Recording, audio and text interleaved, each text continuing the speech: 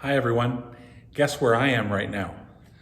You may recognize the front of our church, and this is a place you're probably used to seeing me, at least in the past. I want to give you this exciting announcement today that we're going to be going back to having live services on September the 5th. That's a Saturday evening at 6 o'clock. And then again on Sunday morning, September the 6th at 10 o'clock.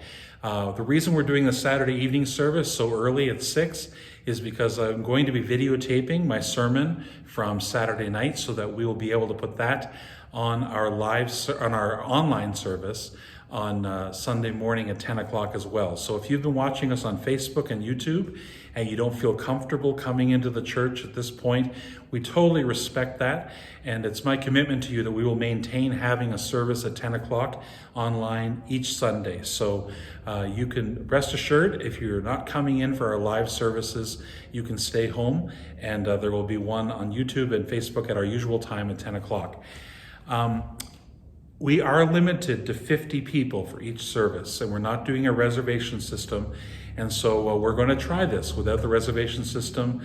Hope that a bunch of you do show up on Saturday night and everybody doesn't try to come for Sunday morning. But you'll know after the first week if you can't get in Sunday morning, it'll mean that you might want to try this Saturday the next week. These are growing pains that we just are going to have to deal with as we go along. I do want to just say a couple things before you consider coming back to our live service. If you have any flu-like or cold symptoms at all, please just stay home.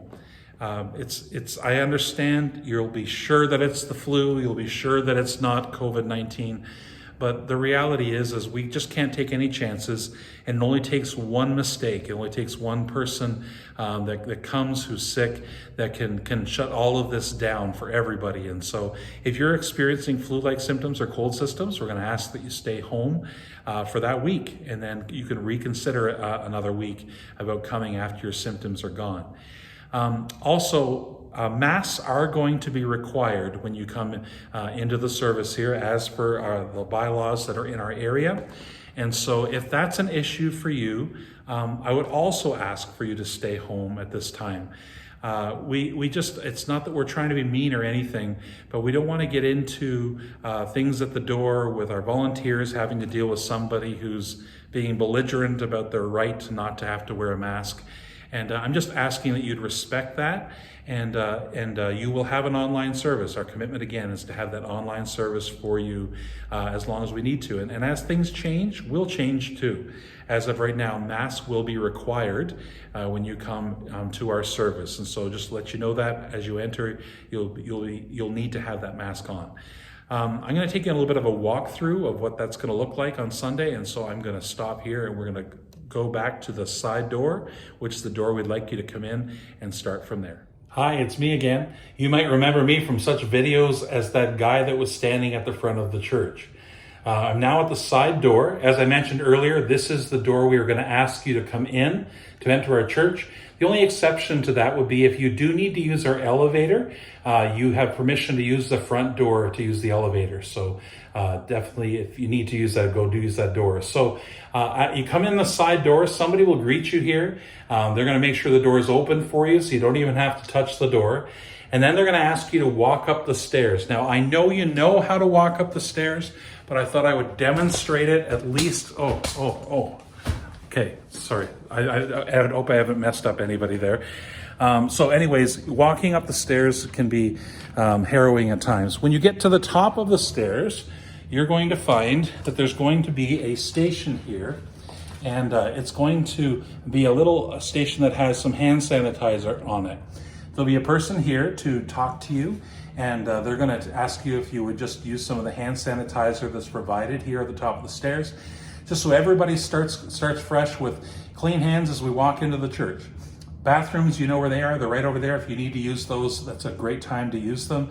Again, we would ask that you wash your hands after you use the washroom. I probably shouldn't have to tell you that, but it's really important that you do. So we want to make sure there's no chance of anybody bringing something in that's being easily left around for somebody to catch. Now, when you're finished at the hand washing station, they're going to ask you to walk down the hall. It's me again.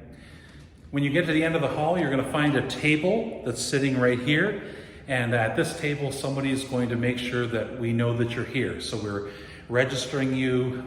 If you're a regular attender here, it's just as simple as just waving to the person that's here, making sure they see you. We already have your information, and so we'll need your name, phone number, or email address. And if you're a regular attender, we already have that.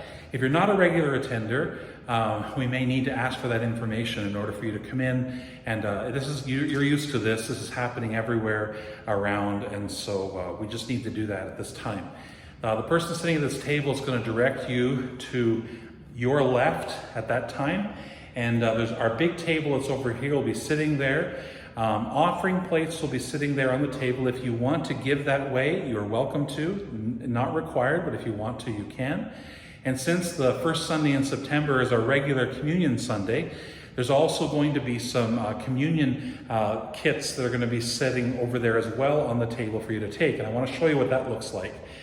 This is an all-in-one communion cup. And so when you go over there, you're going to grab one of these and take it and set it in the pew in front of you so that when it's time for communion, you're going to be able to have this. And so when it's time to do the bread, the wafer is already right on top. You just peel back the first layer of cellophane to get to that. And then when we get to the point where we talk about the blood of Jesus Christ, you just pull the second part back to get to the juice. It's all in one, and we can do communion touchless, not passing plates and so on, and just enables us to do that without any issues. And so once you've done that, it's time for you to enter the sanctuary. And so you are going to be ushered in. Isn't that great? Don't you love that? You love that at weddings, don't you, when the usher seats you? But the ushers are going to do that, and I'm just going to show you a little bit about what that is going to be all about just right now. Again, here inside the sanctuary. When you come into the sanctuary, the ushers are going to lead you to a pew. Now, you will notice when you come in that every other pew has been blocked off. We will have a couple chairs at the front on either side, which gives us one extra row on each side. But every other pew will be blocked off, and you'll be asked to go and sit in a particular pew. More than likely, you'll be asked to sit on either end of the pew. Just so if we put a couple on one end of the pew, we can put another couple on the other end of the pew. And so it's important that you come in together, actually. In fact, if you have a bubble of people that you're allowed to sit with, if you could coordinate that to all come in at the same time, that would be a huge help to everybody. Ushers can seat all of you together. If there's 5 of you together, you can all sit together in the same pew, and so on. But otherwise, we will space people out. We've got lots of room to space people out inside the sanctuary for 50 people. And so you don't have to worry about that at all. If you're in that number, we'll have a place for you to sit. When service is over, you will be asked to leave the building in a nice way. I won't be mean about it. But when you leave, you can go out either door. It doesn't matter, the side door or the front door. And if you want to visit with somebody, we would just ask that you do it outside. Even if it's raining, you could go out the front door and stand under the canopy and talk to somebody. And we just want to encourage you to come out of the building. As we know, if we're talking to each other and so on, risks are reduced when people are outdoors. And so we're just going to encourage that. If you have kids, as of the first Sunday, we are not going to have a children's program. We are working on that. We're hoping to have something in the near future for kids when they come in that may meet downstairs. But as of right now, we don't. Your kids are still welcome. And my wife, Pastor Joe, she's going to have some baskets made up. If you'd like to use them, they'll be at the back. And kids can have them to fidget around with and play with a little bit, if that's something you desire. If you're like my parents, they wouldn't let me have anything like that when I came to church, and I was made to sit there and sit still. So anyways, your call on that one. You know your kids better than I know them. That's all I'm going to say about that for now. We're hoping that you feel welcome when you come. We're trying to do things in a way that will make you feel welcome. I know some of it will seem strange, especially wearing masks inside the service, but I'm also hoping just getting to see some people that you haven't seen for a while will be enriching to you, and it'll be something that will help you during your week in order to be able to keep going as we keep facing this battle. So that's all I'm going to say for now. I may think of something else to say later, and I'll say that during the service, but God bless you, and we hope that we're going to see some of you on the 5th and 6th. The rest of you we will see online. Thank you.